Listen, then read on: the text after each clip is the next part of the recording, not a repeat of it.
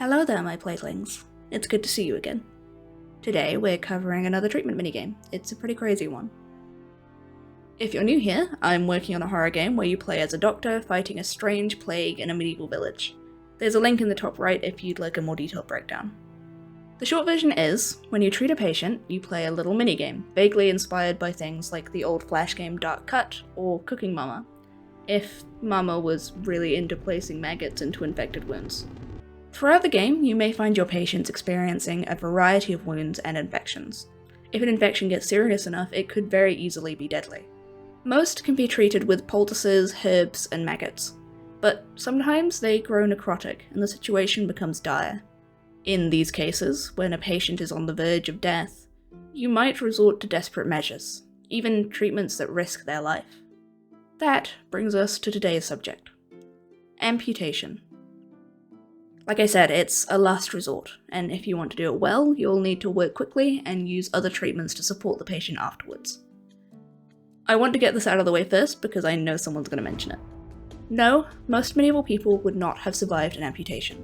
We had no real understanding of germ theory at that time and extremely limited ways to control blood loss and infection. Even in modern day, with all our fancy medicine and hospitals, infection rates for amputated limbs can be as high as 40%. So it was an extremely risky procedure in medieval times when an infection often meant death. It should also be noted that many patients and doctors completely ruled out amputation because of how difficult life would be even if you did survive.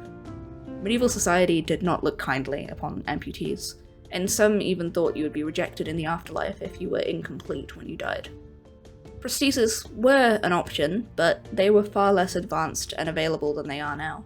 Your life could be very limited depending on which body part you lost. But I have taken some liberties for the sake of the game. While still sometimes deadly, amputation is a generally viable way of saving someone's life from severe infection in the game. Think of it as a last chance when someone was likely going to die soon anyway. I want players to really think about the necessity of it before performing an amputation. Though possible, it won't be easy to keep someone alive afterwards. You'll need to use other treatments to support them through recovery. The two biggest dangers will be blood loss and then infection of the wound.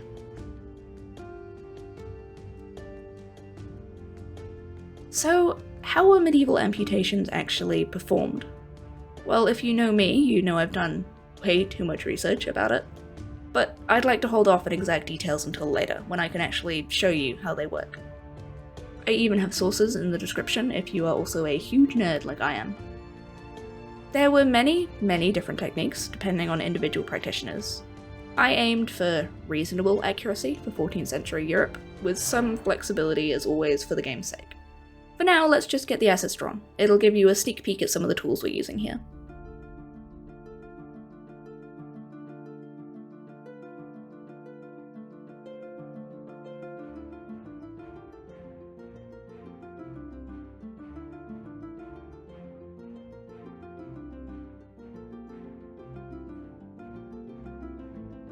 For this first version of the minigame, I've gone for a very generic leg that could suit most of the villagers, but I plan to make this a bit more complex for the final game. The way things work is that in code, each villager effectively has one limb slot that can get infected or amputated. The infected limb symptom doesn't contain any information about which limb it's talking about. Visually, each person will only have one limb that's affected by these modifiers. For instance, the priest, it might be his right arm. In any minigames or his portrait, his right arm is always the one shown as infected or amputated if the symptoms are applied. That might make zero sense, but I couldn't really think of a better way of explaining it. I'm sorry. It basically means I have way less assets to draw both for the character portraits and the minigames, and it also means I can mention specific limbs in dialogue without it being weird. In the final version, the minigame will change its limbs depending on the character, matching things like skin color and shape. And here we have our tools. Well, most of them. I did add one more later. I base these mostly on tools that we've recovered or drawings that we found from the era, though I applied some creative freedom since most we find are pretty degraded after being underground for a few hundred years. Can you guess what they are? Leave your guesses in the comments before watching further. No cheating.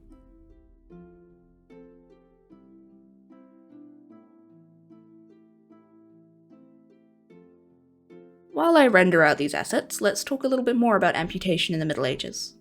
Today, if you have a limb amputated, you'd get what we call a flap amputation. This involves cutting the muscles and skin around the site into flaps that are folded down over the stump at the end of the procedure. This makes for better wound closure and gives some nice cushioning to the stump, which allows for more comfortable prosthetic use later.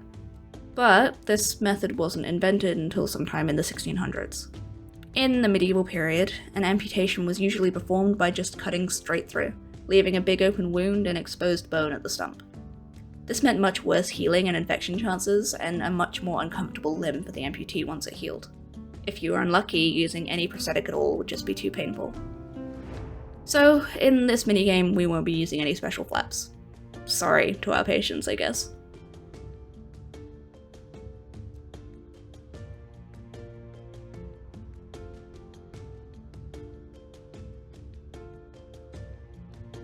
Alright, final warning, this is where it gets gross. For this asset, the patient has a large necrotic wound on their shin, hence why it needs to be amputated. I do a lot of research for things like this, including looking at real videos and images of the condition. I'm kind of a weirdo who's not bothered at all by medical gore, but it means that my drawings can get pretty realistic, at least I like to think so. So if you don't want to see that, maybe sit this one out and come back for the speed paint in a week or two. Hopefully YouTube doesn't take me out back after this.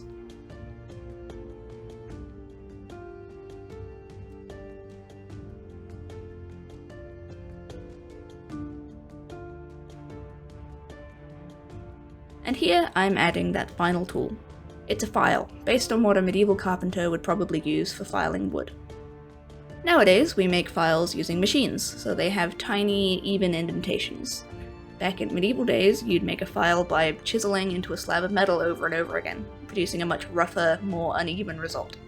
That's the kind of texture that I'm trying to produce here.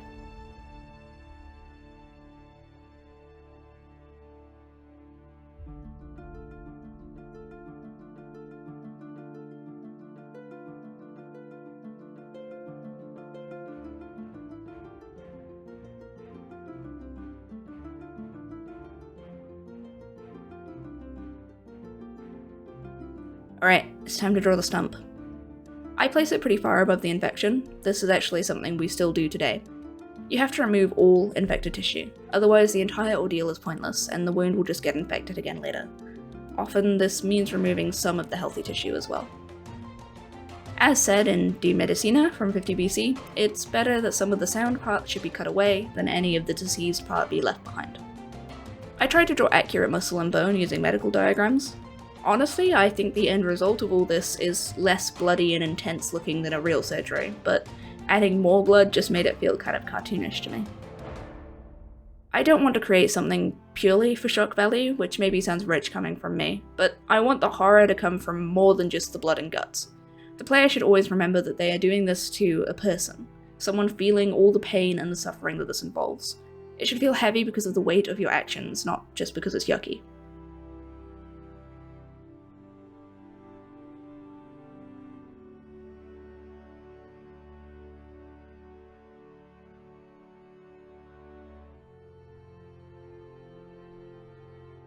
And last but not least, I made some bloody versions of all the tools so that they actually react to being used in some way, which I'm hoping will make them feel more integrated into the scene.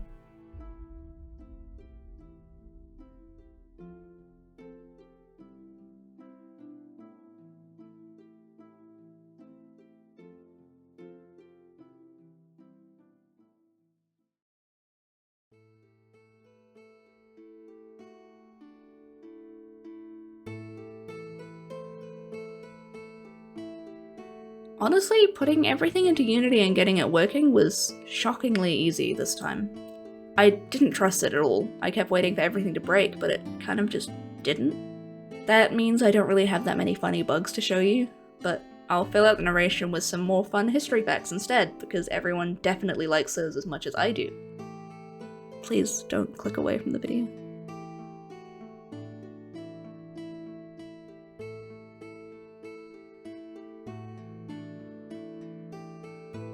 The operation starts with preparation.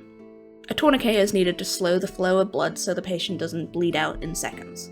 In modern day, tourniquets are much more advanced and effective, but in medieval times they were often just made using a stick or a dowel and a strip of cloth. What you do is tie the dowel into the cloth and tie the cloth around the leg, and then you can twist the dowel to tighten it. This is actually a good method to know even in modern times, because it can be done in an emergency if you don't have access to anything better. Despite what movies say, just tying a really tight knot is usually not enough for a tourniquet to work.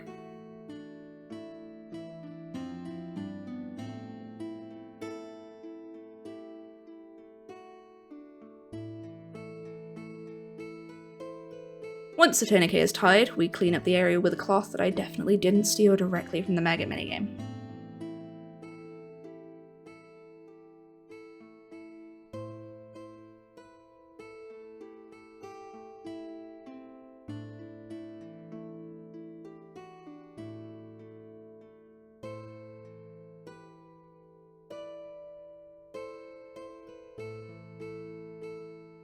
Now, the first of the scary tools come out. 10 points for each one you guessed correctly. On the left we have a very sharp, curved knife. The exact blade used would have varied a lot, but curved blades were popular because they allowed for 2 quick cuts around the limb. I should note here that speed was the absolute most important aspect of any medieval amputation. See, there was no good anesthesia, and blood loss was a very fast killer. All you could really do was drug the patient up with alcohol or herbs, get a few people to hold them in place, and go as fast as you could. Most amputations were done within a few minutes. This focus on speed carried all the way into the 19th century. Legend speaks of the 19th century Dr. Robert Liston. Supposedly, he once performed a leg amputation in under 2.5 minutes, also managing to accidentally sever the fingers of his assistant in the process. Both the patient and the assistant later died of gangrene. His knife also caught the coattails of someone watching the procedure, which reportedly shocked the man so badly that he died of fright on the spot. This makes it the only surgery in known history with a 300% fatality rate. Very impressive. Anyway, once we're done with the knife, it's time to use the saw. A sharp blade isn't much use against bones. I figured the most important part of the step was probably finding a suitably horrible sound effect, which you'll hear later. I may have also messed up the code a little bit, so we got cool, cursed vertical saw.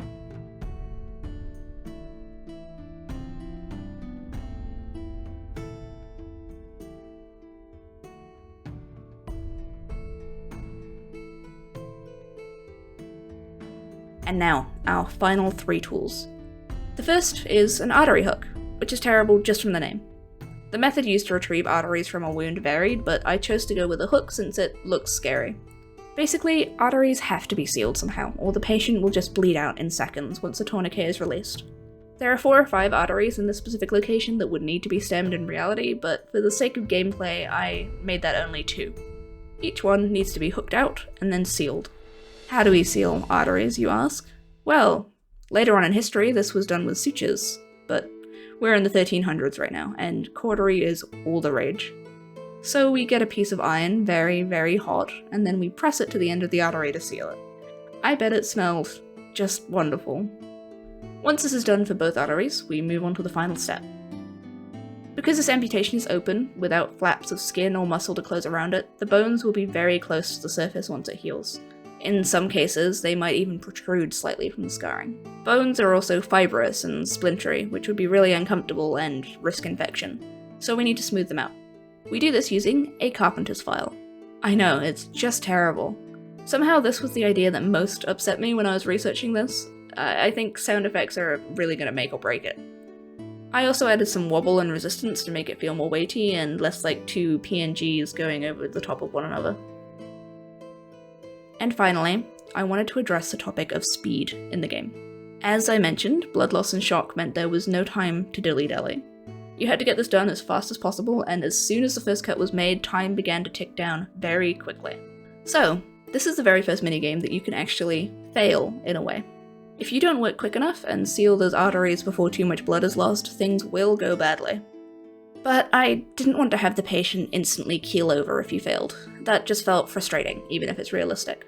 Instead, I decided that a failed amputation minigame would still apply the treatment, but it would also apply a blood loss symptom, which would need to also be treated to avoid killing your patient in the coming days. Of course, I'm happy to be persuaded otherwise. Let me know if you disagree. But how do you know if you're running out of time? At first, I was just going to chuck a countdown in the corner, but I decided I kind of hated that. It brings you out of the moment, and it kind of ruins the panicked immersion of the procedure, in my opinion. So instead, I decided to use nature's timer, blood. So you see this big cloth behind the leg? Well, with some shader work that definitely didn't make me go insane, it now slowly becomes stained over time as the patient loses more and more blood. This rate will be faster or slower depending on which stage of the minigame you're in. If the cloth fills up completely with blood, you've taken too long, and the blood loss symptom will be applied. Once the arteries are cauterized, the flow stops, and you can breathe again. With all of that in mind, let's go check out the final minigame with all of its yucky sound effects.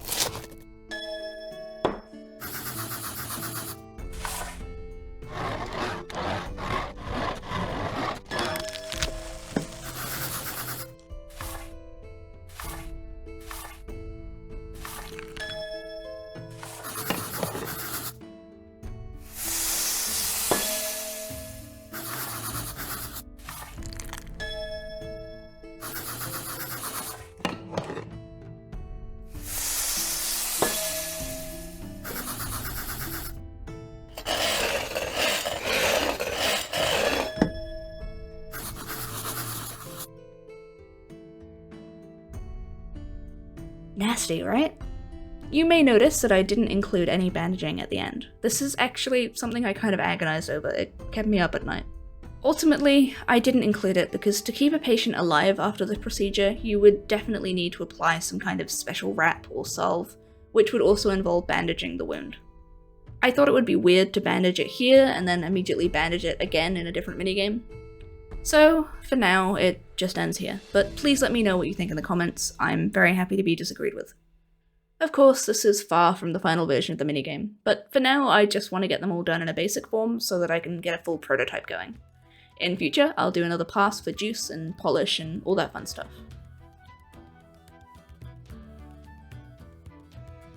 This is definitely the most complex treatment in the game. I mean, it's supposed to be the most intimidating and risky, so it makes sense. I kind of want the player to be scared of it and truly weigh the consequences before they use it. Let me know if you think I'm achieving that here. If you want to talk to me about the game directly, you could also join the Discord using the link in the description. There's also a bunch of really cool people there, so it's a win-win really. If you're feeling generous, subscribing and liking the video would really help me out. Plus it means you won't miss any future devlogs. I also have a playlist that I'll link in the end card if you're interested in binging all the other devlogs for the game. Next time, I'm planning to give the minigames a little break and do some environment design of somewhere that you'll probably recognise. I know there have been some long gaps between videos, and I'm sorry for that. Between having the health of a sickly Victorian orphan and working on boring background systems that don't make very good videos, progress can be slow. But a lot like a plague, I am stubborn and always moving forward, and very, very hard to get rid of. As always, thank you so much for watching, and everything else that you guys have done. Love you all. See you next time.